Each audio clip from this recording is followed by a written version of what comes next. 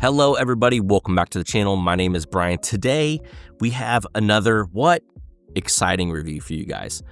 This is one that I didn't actually have on my radar, but I saw a lot of folks talking about it. And when I had the opportunity to try it, I felt like I had to. My friend Nick was continuously asking, have you had this? Have you seen this? How do I get one of these? And I guess he had tried this one and put it on my radar again, as well as after that, seeing so many other folks talking about it. And they were saying, is this whiskey of the year contender? This bottle we're talking about comes from Penelope.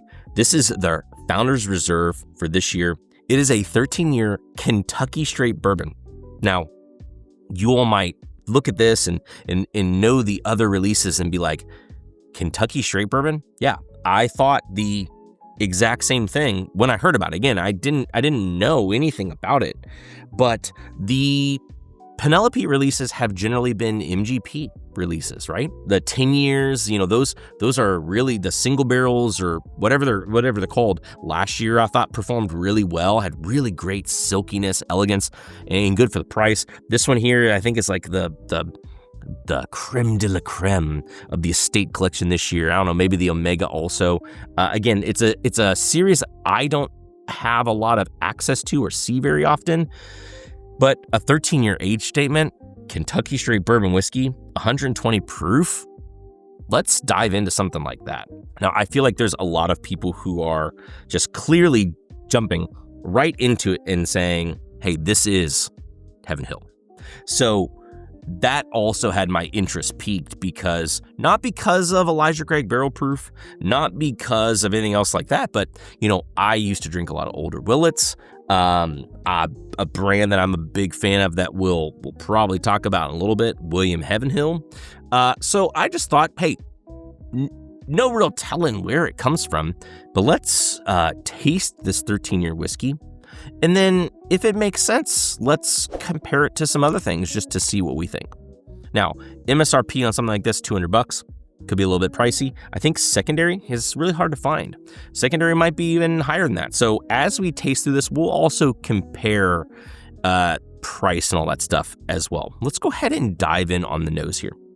Honestly, on the nose, interesting that it's a Kentucky straight bourbon whiskey because it has a lot of tells similar to other Penelope products and MGB products in general. It's got this pop of citrus. It's got this nougat, this brown sugar, this kind of maraschino cherry note right away on the nose. That kind of creamy pocket mixed with a bit of citrus and a bit of red fruit, to me, it's like a pretty normal MGP tell. But this is an MGP. So let's kind of get below that surface of the nose and dive in immediately on the palate. Man, this palate, it has this darker cherry note. It moves into this lovely kind of custardy vanilla note with gobs of brown sugar as well. It is a little bit nutty, but then it has this really, really beautiful sweet oak. All things considered, 121 proof. It's really elegant, leaning towards thick and viscous as well. And this is, I tell you, if you kind of chomp on this one, you chew on this one a little bit, you get so much more richness of flavor. This is a pretty robust pour. Soft and silky as you sip it, very rich, pronounced, a bit more spice, but it's kind of on the sides of the mouth. It accompanies all these great custardy, brown sugar oak, tobacco, leather notes on the palate if you kind of get a bigger chomp of a whiskey sip for it. Man, this is like dark cherries and orange creamsicle had a baby. And the palate lingers. I mean, this is candied orange, vanilla, Hershey's milk chocolate brownies. These are all delicious, tasty notes. I mean, it is a chewy, flavorful pour. I can see why so many people like this. So let's pivot. There's not a lot of William Heaven Hills I have in here. I don't know that the bottled and bond would be a very good example to bring up. Like, I would like to compare 13 year to 13 year, but the 13-year orange label William Heavenhill is 100 proof, and it has always been a little bit of a softer pour. Love the flavor, a little bit softer pour. So let's jump into something that's similar in proof. Let's jump over to the William Heavenhill. This is 17 years old, but it's 120 proof. Let's dive into this guy. Man, I love well-aged Heavenhill. There are some similarities here. I think, let me say this. If one were to draw a comparison, if one were to lean into the Heavenhill camp for what this Penelope is, don't think Elijah Craig. Don't think big nutty, like creamy peanut butter bomb. Don't really even think pecan pie or like those types of things.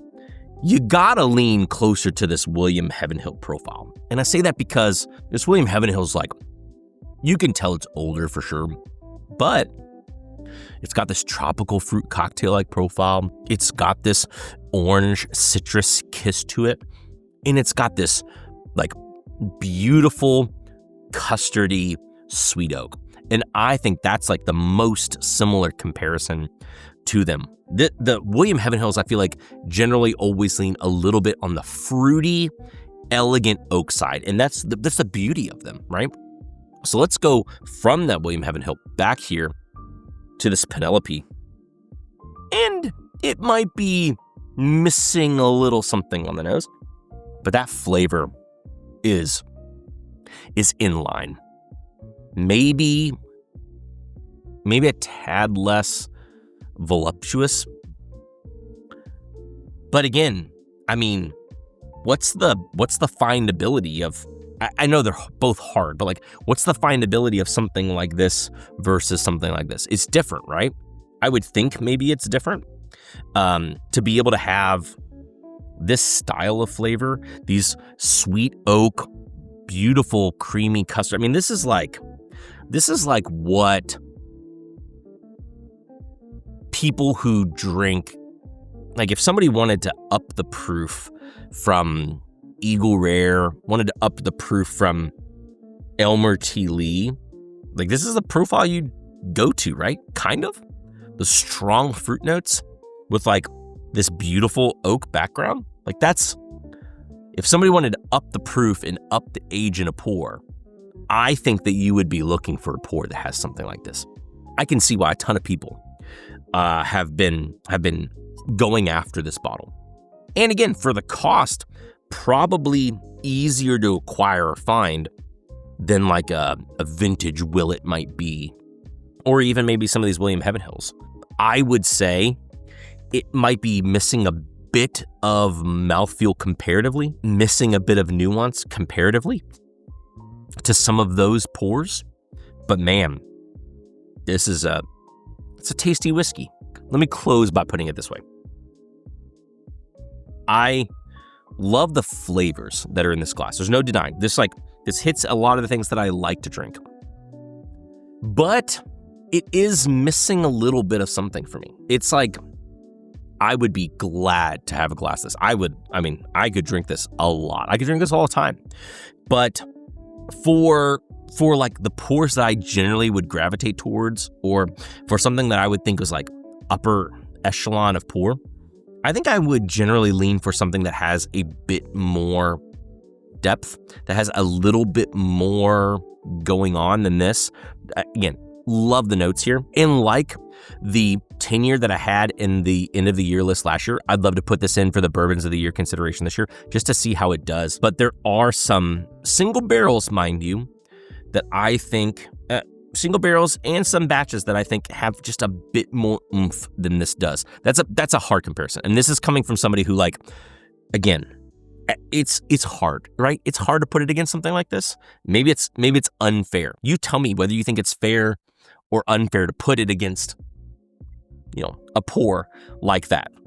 It's a really good whiskey, has really good flavor, and I can see it being a lot of folks' whiskey of the year. For me, I think that it needs a little bit more to be a consideration for that. But let's put it in the blind and let's find out. Guys, thanks for tuning into another video. Hope it was insightful, informational. I'd love to hear if you all have tried this 13-year Founders Reserve Penelope, what you all thought. Leave me some of those comments down below. I've been able to put out a couple of videos. I'm hoping to put out a few more before we get towards the end of the year and before we start diving in to the end of the year wrap-up videos. I mean, my categories, some of them are stuffed. The ones that are not stuffed are some of these allocated releases, which is why you're seeing me put out some of those videos now. And let's face it, I think it's what you all want to hear about. I mean, I've got tons of whiskey on these tables, on the floor, but I can't quite tell if it's stuff that you all want to hear about. But in order for me to know, let me know the kind of things that you all want to hear about. I mean, I've got Smoke Eye Hill Rye over here. I've got Brook Hill over here. We've got the First West, like the extra age 9-year. We've got stuff from Pursuit. We've got other craft releases as well. I'd love to hear what you all really want to hear about because I'm constantly making content. I'm just not necessarily making this long form content focused on these bigger, broader releases from around as much anymore. But I want to be able to make content that you all are interested in. So let me know down in the comments below. Thanks again for tuning into another video, guys. Hope it was insightful, informational, and until next time, we'll see you all later.